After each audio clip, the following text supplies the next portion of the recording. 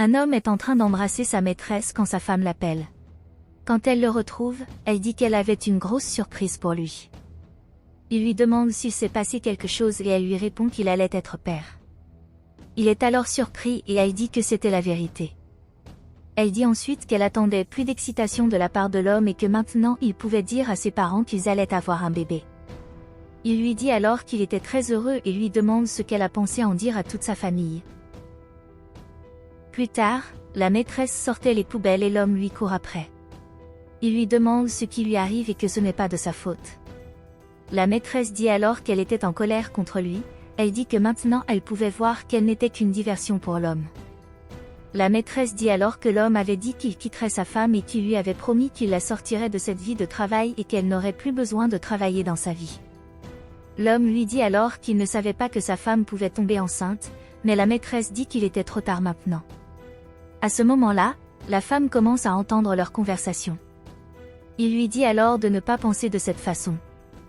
Il dit que pour lui, rien n'avait changé entre eux deux, il voulait toujours l'épouser. La maîtresse dit alors qu'avec chaque jour qui passe, il devient de plus en plus difficile pour eux deux d'être ensemble. Elle lui dit qu'elle l'aime et qu'elle voulait l'épouser, mais comme la femme était enceinte, tout serait plus difficile. Il lui dit de penser que ce n'était qu'un petit problème auquel ils devaient faire face ensemble. L'homme l'embrasse alors et lui dit qu'elle était la seule pour lui et qu'il l'aimait. La femme se rend alors dans sa chambre et se demande comment elle n'a pas pu le comprendre plus tôt. Elle dit qu'elle pensait qu'il l'aimait, mais qu'il aimait en fait quelqu'un d'autre. L'homme entre alors dans sa maison et appelle sa femme. Il commence à lui dire de venir bientôt parce qu'elle s'est gravement blessée.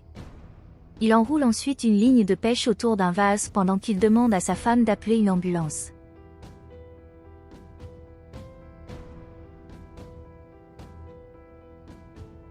La femme lui demande alors ce qui lui est arrivé et va le voir pour voir ce que c'était. Il s'allonge ensuite sur le sol et continue de demander l'aide de sa femme.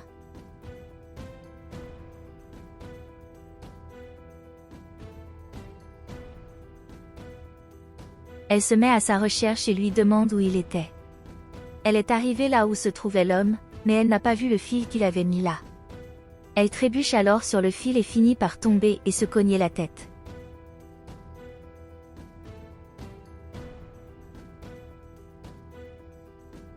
Il commence alors à appeler la femme, mais à ce moment-là, la maîtresse arrive et la voit allongée sur le sol. La maîtresse demande ce qui s'est passé là-bas et l'homme dit qu'il pensait qu'elle était morte. Elle se met alors à rire et dit que la femme était toujours en vie. L'homme dit alors qu'il ferait mieux de finir le travail rapidement, mais la femme se réveille et cherche désespérément son fils. Elle dit à l'homme d'appeler l'ambulance pour elle. Elle leur crie alors dessus et leur dit d'appeler bientôt. L'homme dit alors qu'il appellerait une ambulance pour l'aider. L'homme sort alors son téléphone et appelle le 911.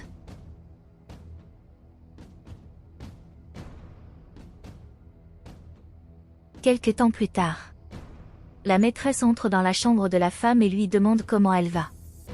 La femme dit qu'elle a été grièvement blessée dans la chute, mais que son fils va bien. La maîtresse dit qu'elle était heureuse que le fils de la femme aille bien et dit qu'elle lui a apporté un verre d'eau. Elle dit alors qu'elle avait des affaires à régler, mais qu'elle serait bientôt de retour. La femme dit qu'elle était très faible et que le verre était tombé de sa mère. Elle dit alors à sa maîtresse de nettoyer le sol et qu'elle était censée lui apporter quelque chose à manger. Pendant que la femme de ménage nettoyait la maison, l'homme s'approche d'elle, puis la serre plus fort dans ses bras. La femme de chambre dit qu'elle n'en voulait plus. Elle a dit qu'elle ne pouvait plus supporter cette situation et lui a demandé d'arrêter, mais il dit qu'il le lui avait déjà dit. Elle a dit qu'il ne se souciait pas de la femme, il a dit que maintenant il pouvait en profiter, car la femme ne pouvait pas sortir du lit. Il essaie alors de l'embrasser, mais elle dit qu'elle ne voulait plus de cette situation et qu'elle devrait la résoudre. Il dit ensuite qu'il avait déjà dit qu'il n'aimait plus sa femme et qu'il regrettait beaucoup de l'avoir épousée. Elle dit ensuite que tant que la femme serait dans cette maison, il n'aurait jamais rien, mais l'homme dit qu'il voulait rester avec la servante. Plus tard, la maîtresse entre dans la chambre de la femme et lui dit qu'elle lui a préparé un autre petit déjeuner. La femme dit alors que ce n'était pas assez bon mais qu'elle avait perdu l'appétit. Elle dit ensuite à sa maîtresse de lui apporter une tasse de café à faible teneur en sucre et lui dit d'apprendre à faire quelque chose de bien. La maîtresse s'enfuit alors en trombe. Plus tard, elle revient avec une tasse de café. Elle le tend à la femme. La femme la remercie alors et lui demande des nouvelles de son mari. La maîtresse dit qu'il était probablement dans son bureau, mais la femme dit qu'il n'était pas encore venu la voir. La femme dit alors que le café était vraiment mauvais et jette le café à sa maîtresse. La maîtresse se rend alors furieusement à la cuisine et dit que la femme ne savait pas qui était le propriétaire de cette maison. Elle dit alors qu'elle verrait ce qu'elle ferait d'elle. La maîtresse remplit ensuite un verre de jus et met un médicament à l'intérieur du jus.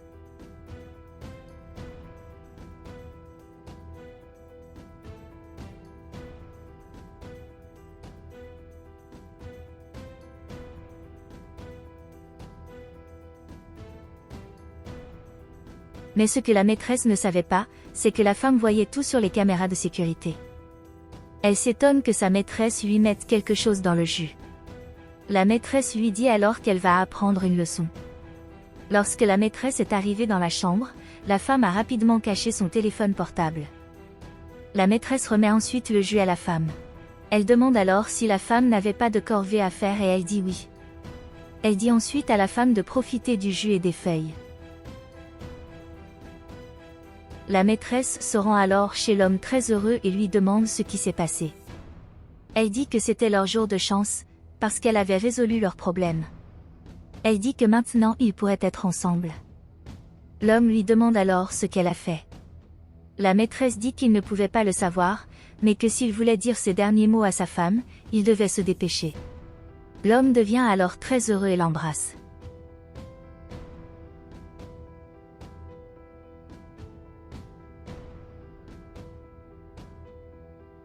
Plus tard, l'homme entre dans la chambre de la femme et commence à l'appeler. Elle ne répond pas.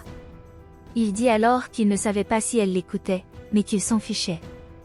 Il dit alors qu'il voulait lui dire quelque chose. Il dit qu'il ne l'a épousée que parce qu'il y voyait une grande opportunité. Il dit qu'au début, ce n'était pas ça, mais ensuite elle est devenue vieille et flasque, donc c'était certain qu'il n'était qu'avec elle, parce qu'elle avait beaucoup d'argent. Il dit ensuite que lui et la femme de chambre étaient ensemble depuis plus de 3 ans et que la femme ne devait pas s'inquiéter car il utiliserait son argent à bon escient. Il dit alors qu'il allait fêter sa mort et boit le jus. L'homme dit alors qu'il va maintenant commencer à tout préparer pour ses funérailles, mais à ce moment-là, il commence à avoir mal au ventre et tombe au sol.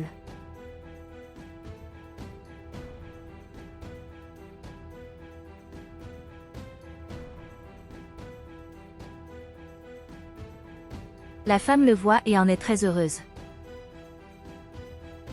Plus tard, un policier a emmené la femme de ménage au poste de police, mais elle a dit qu'elle n'avait rien fait de mal. La femme s'approche alors de lui et lui dit que le policier a vu les caméras. Elle demande alors si elle peut parler à la femme de ménage pendant un moment et l'agent dit qu'elle devrait être brève. Elle dit ensuite à la servante qu'elle espérait que la servante apprendrait que ceux qui ont fait du mal à d'autres personnes ont également reçu le mal dans leur vie. La femme de chambre essaie de s'excuser auprès de la femme, mais la femme lui dit qu'elle ne voulait pas entendre les excuses de la femme de chambre et qu'elle aurait tout le temps de se repentir pendant le temps qu'elle serait en prison.